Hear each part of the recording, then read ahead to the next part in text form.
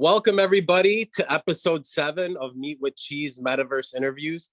Today, I have an amazing guest that I met in May at the Tech Prize networking event. He is the CEO and founder of In Your Face Learning. He has extensive learning and organizational development experience. Ladies and gentlemen, I present to you David Scurlock. Thank you so much for being on my show. Thanks so much, Joseph, for having me. Looking forward to this. Yeah, we got to meet.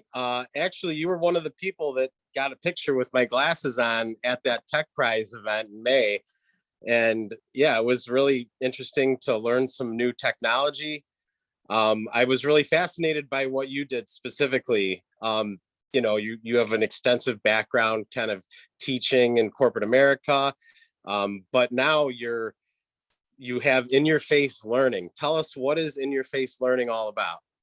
Absolutely. So as you mentioned, I have quite a bit of experience in corporate learning and development, and actually in the technology area. So everything from IBM through Johnson Controls, kind of in that technology space. So I over the course of the years doing this training, I started doing some research in how do you supplement live training, because sometimes, again, remote workforces, even obviously with COVID and the pandemic, that put another challenge on it. So of all of the research that I did, this concept of using virtual reality, or VR as it's known, and then even augmented reality, or AR as it's known, together they call it XR, or extended reality, became an interesting tool, if you will, in terms of being able to just take it and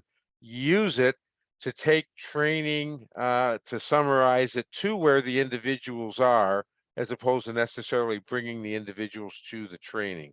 So not to replace, but to supplement. Long story short, fast forward, I looked at it and said, man, this could be a cool tool to reach out to everything from elementary school teachers, elementary school students, all the way up to workforce development. And so as a result, I started my own company about really 2 years ago, In Your Face Learning. And in essence, it takes the virtual reality. Everybody's now kind of familiar with the Oculus headsets, various headsets, and puts educational content, workforce development content. I don't develop it. I curate it. So there's a lot of great content out there. And I bring that, use the tool, virtual reality headset, as a way to do training. And just as a side story, I was noodling around with my brother and his nephew, who's my business partner, in terms of, what do we name this, and, what makes sense. And they came up with, well, since you're using these Oculus headsets and it's kind of in their face and it's learning, why don't we call it In Your Face Learning? And so that's how the name came up. And from there, it's just a matter of, again, using the Oculus and this kind of what's now known as cool technology in the metaverse, and bringing, whether it's education, even fun and games, virtual field trips, workforce development, and really bringing it to where the learner is and letting them experience in, as you know, where the meta is going. So that's what In Your Face Learning is, and really having a lot of fun meeting people like yourself, networking, and really just talking about how this is going to really become very impactful, and is becoming impactful today and in the future. Wow, that is outstanding. Yes, I love it. And that's what I wanted everyone to hear. This whole point of this show is people and projects that you need to know about. So you're talking about virtual and XR learning, right? And a lot of jobs out there are very dangerous. They have dangerous environments. And it's one of those things where on the job training can be utilized in the metaverse and extended reality in so many different ways, where there's not as many on the job accidents, and training is now so realistic in XR that I'm really glad that you kind of put it all together and you're at the forefront of mass adoption with this, the of live train, or, the training supplemental aspect of XR is really what the future is all about. So tell me a little bit about like the types of groups you've been training. I know it's students, it's employees, you're kind of training everyone, right? What are some of the use cases you've done? I'll give you three entirely different, but ultimately cool. First one, a school in Milwaukee, in the inner city, and went in and worked with, and these were from middle school and grade school, and this was kind of at the end of the year. So this was their meet a person and technology. So I went in, shared a little bit of the technology with them, and then let them get into the headsets. And in this case, they got a chance to see what it would be like weightless in the International Space Station, or we used Google VR Earth, or the version of that, and they got a chance to choose anywhere they wanted to go. Some wanted to go to Atlanta and that, so they took virtual field trips. So that's one really cool a day that got invited in and allowed the students to do a virtual field trip. A couple of weeks ago, in conjunction with Dr. James, Dean James is kind of how we met, at the tech group. I was working with her high school teachers that she had in for a summer program. And in this case, each of the teachers was actually, as part of the program, given an Oculus headset. And what they had to do was look at it, make some evaluations as to how it could be used actually in their high school and elementary school classes, teaching history. So there we did almost like a in-service for the high school teachers, so that they could use this as part of Dean James's program. The last one, which was really interesting and quite cool, was a tech conference where they were merging music and technology, and they were doing all kinds of different things. So in this case, I went in with the Oculus headset, and we were doing some things like Beat Saver, and you can go into a virtual recording studio. I did not know when I walked in at 9 o'clock that morning that the audience that I had was a group of individuals from a program called On the Way Out. So they had been impacted by the justice system. A few had been, quite frankly, incarcerated for over 20 years. And part of what they were doing was starting to learn about technology and how it's being used in a positive way. So I had some individuals that had been incarcerated and were on the way out, were in a program, and they got the opportunity, again, to take a virtual field trip. What was really cool was there was one individual that had been an actual touring musician, and he got a chance to go into the into the headset, and actually practice some drumming and guitar work in the Meta. And if you could have seen the expression on his face, the reaction that he got, and it was like, oh my goodness, whether we're working with grade school and elementary school students, to their teachers, to individuals that we can help make a transition, this technology can, if properly applied, can be used in some really creative ways. So that's all happened in the last 30, 45 days. And I've got some other really cool projects in the next couple of weeks that I'm working on now. That is fantastic, David. I love it. You're taking kids on field trips, exploring space. You're teaching teachers how to leverage the technology to gain a more meaningful end user experience with the students. And you're teaching people how to play music. I mean, it's just I love the project. I love what you're doing. We need more people like you, really, in this space in order to gain that mass adoption we keep talking about. Me personally, I do have an Oculus and I only use it for games. unfortunately. Do you play any games on Oculus? I heard you talk about Beat Saber. I haven't purchased that game or played it yet. I hear it's a big fan favorite, but what are some of your favorite Oculus games? Well, in my case, I'm going to tell you it is the Top Golf. I'm a golfer. Oh yeah, me too. I love golf. So if anyone has ever been to the Top Golf or anything like that, it's I can put on the Oculus headset and I'm playing Pebble Beach. I can then flip it and I'm now playing over in Europe somewhere. The St. actual St. the Anne's. actual Yes, the actual course. Wow. Some of them actually even have avatars, and you look over, and no, is that really Tiger Woods? No, is that Phil Nicholson over there? And so it gets to be really kind of interesting, and yeah, so that for me is probably one of the funnest games. Another one is a Forenza, a racing. I am not a racer by any means, but I have a fascination with the cars. You can get in a Ferrari or any car of your choice, pick any Le Mans anywhere in the world, and it's amazing. You very quickly you think you are actually in that space. So those are two of my favorite games to kind of just chill out with.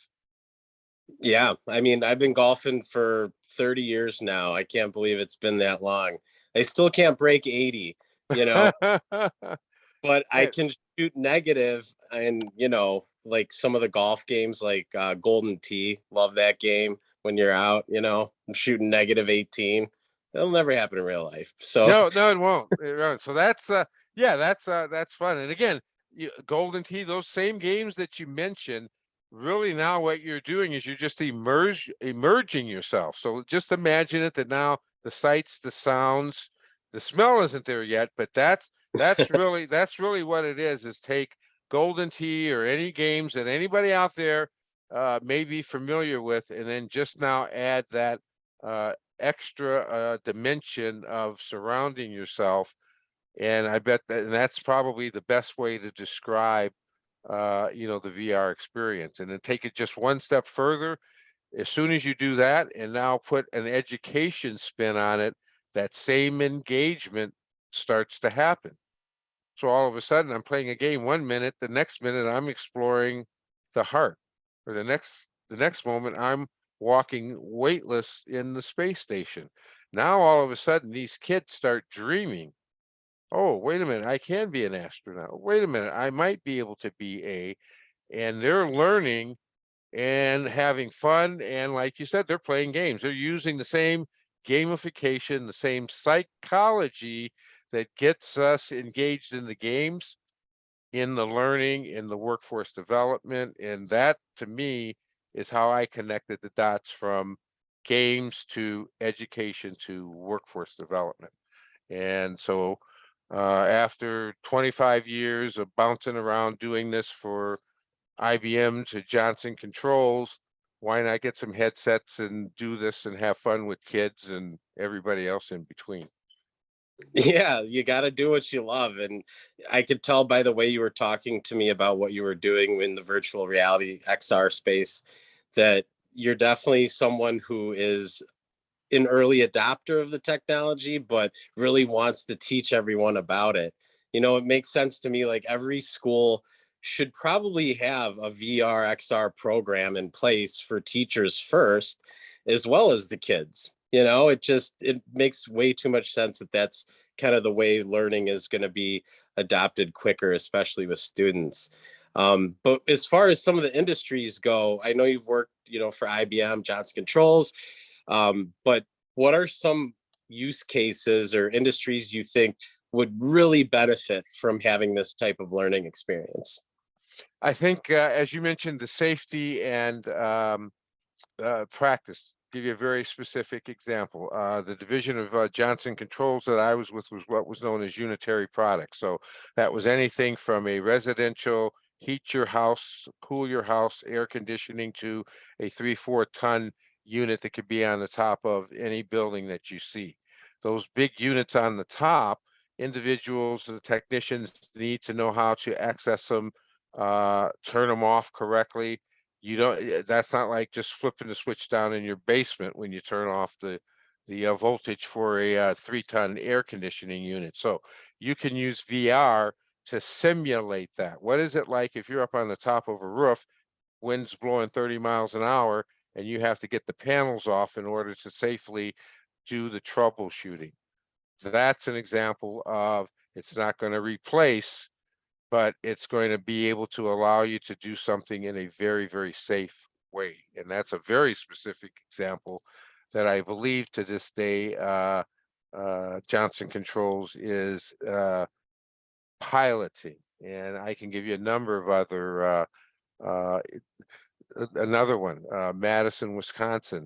Think of the pandemic, and they had to bring in and get these paramedics up to speed on working with the incubation, or having to, unfortunately put some people on a ventilator.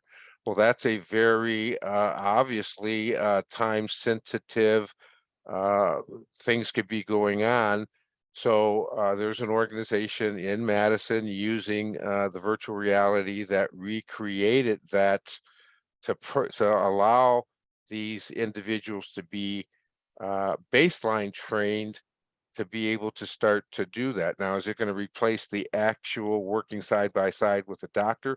Absolutely not. You still have that. And so that's one of the big things in the safety and these case scenarios. It is not replacing, it's supplementing, but they could get everyone up to a baseline level very quickly. And if you learn it much faster than I do and only need to practice it 3 times, you can do that in virtual reality. I may need 5 times, 6 times, I can do that. But after we do that, now we both come out kind of at the same level. Now, when we're working side by side with the doctor or whoever, the training, the learning transfer becomes much safer, much faster. And at the end, which is the most important thing, the business results, the safety results, the security results happen the way that you want them. And so you go from fun and games to that same scenario where it can be a matter of life and death. The concepts are the same. It's just the outcome that you have. So I'm having fun in games in 1 minute, and the next minute you're looking somebody in the eye, and we have to do this right because it's got a critical outcome on the back end. So those are just a couple of examples of how that can be incorporated in a mission critical way. Yeah, definitely. I was thinking, like, cops, firemen that have to get into these 911 situations regularly. It's definitely going to be excellent supplementary on the job training for them in a safe environment. They can, I don't know about getting the level of heat from a fire, in feeling wise with the VR headset, but everything else, I'm a big fan of virtual reality. So it messes with your head. It feels real, when you're exploring all these different games and spaces. So I can just see it being everywhere. Every job that you have is going to require some sort of XR training, in the future. But what do you think? 20 years from now, everyone's going to be doing this, or how long from now? To be honest, I think in the next 3 to 5 years. So you have the early adapters, and I don't, the little ones to this day now that are already playing the games, that's the way that they're going to want that. So I think, to be honest, 3 to 5 years, you'll start to see it become more mainstream. But again, it's going to be a use case, and I think that's the biggest thing. I like to use the term hybrid, or in addition to. So it's never going to be replaced. You're never going to, I don't think, see a whole classroom of students sitting in a Oculus headset for 8 hours a day. That's, no. But what we're talking about and what I see, I say 3 to 5 years, that quick. Wow. Yeah, that is that's a aggressive timeline, but it makes too much sense. Like we were talking, it's got to be that supplementary education and training and all that stuff. Like when I was a kid, I was part of that era where we had to dissect a frog in real life, and everyone thought it was gross and weird. Well, most people did, right? But nowadays, these kids can dissect all sorts of animals, and it's just virtual, and they don't get the formaldehyde smell and having to touch something that's slimy, but they still get that same experience of the biology and the anatomy of those animals. So that would be exciting to try and do that again now as an adult. Exactly. And actually, they're actually doing it. There's a company that I'm affiliated with or have a strategic relationship, Victory XR, and that's all they do.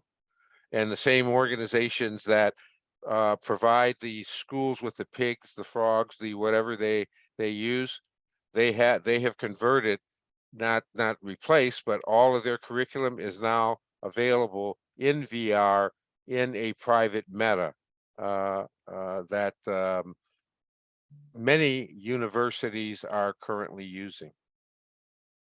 Navy Cool. University, yeah. So it's here. It's now just a matter of the adoption and what's the right case scenario. That's why I firmly believe that 3 to 5 year time frame is where we'll see those kind of things. Yeah. One of the things that would be kind of contingent upon, that quick path to mass adoption would be the creation of these learning programs. How is the landscape? I'm not a VR guy like you in any capacity, but what would you say like the landscape of is creating the content to learn for all of these different industries? Is it competitive? Is it just a few companies? Like, how does that market look? Well, right now there's a few companies, and the way I see it, it's the subject matter experts. So we'll take the dissection. That's Carolina. I can't think of the exact last name of it, but they've been doing the dissection. So they will go and get the Unix developers, the individuals that are in the same individuals that are doing the gaming and all of the things that we're familiar with are the same individuals that are doing this. So early adapters, you have the subject matter experts that have the knowledge. They're going to the individuals to help them design the curriculum and the content to fit into VR.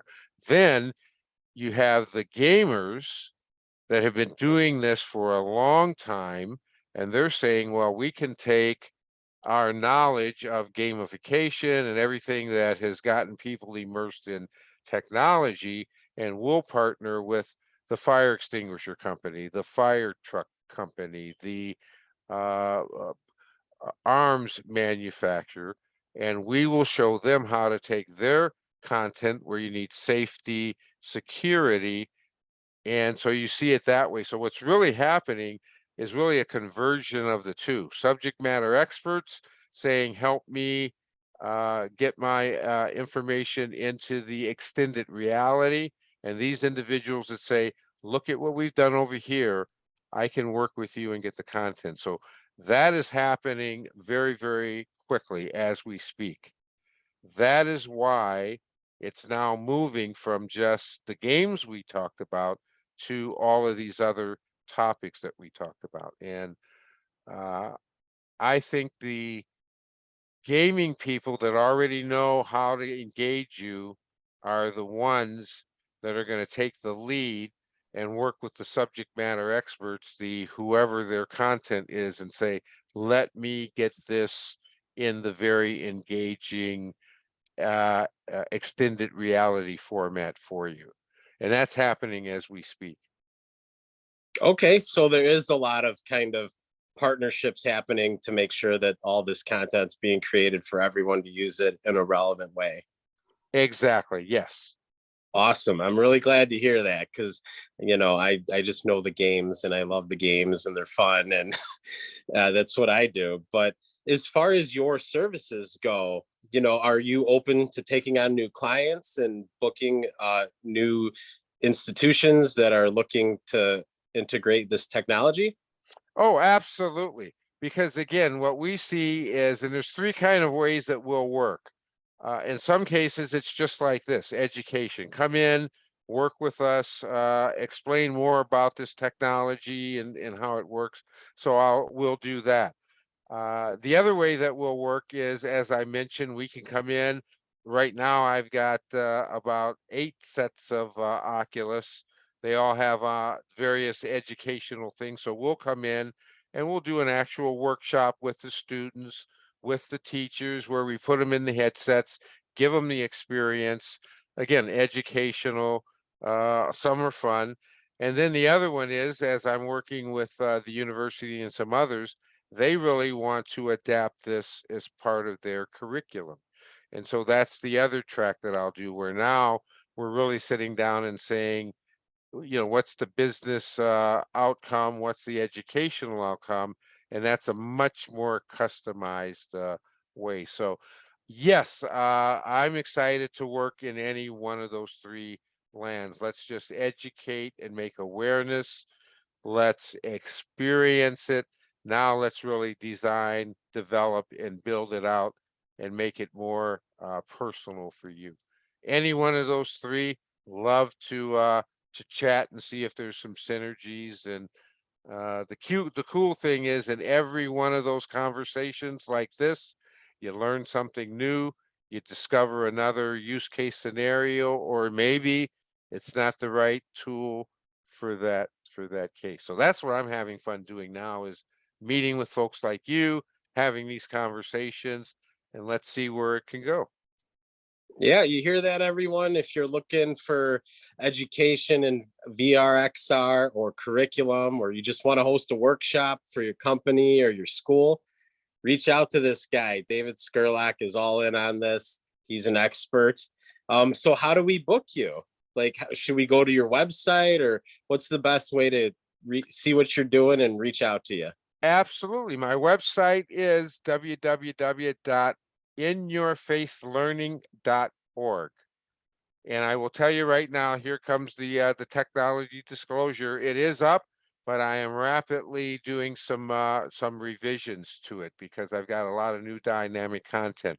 But that would be the best place to reach out to me, and love to chat, love to share information, or do something more formal. But absolutely, I'll have all my contact information there, or I'll give it to you, and love to talk to anyone that wants to talk extended reality. Yeah, I'll definitely keep it open. Would love to send you people or schools or anything that's going to be in your wheelhouse. But you heard it from the man himself, guys. David said go to inyourfacelearning.org to book a session or just to chat, see if it's something worthwhile. It's going to be everywhere eventually. And David, I just want to say thank you so much for taking the time to speak with me. I did learn a whole bunch of stuff today. And I'm really glad that we got to talk and people are going to hear all about this. Thanks a lot, and I love what you're doing. It was so cool to meet you, and I still have my pictures with the glasses. So this guy here is the real deal. Tune into he's on the front edge of some real cool stuff. Thank you so much, man. I appreciate it. Always good to see your face, David. All right, talk to you soon. All right, take care.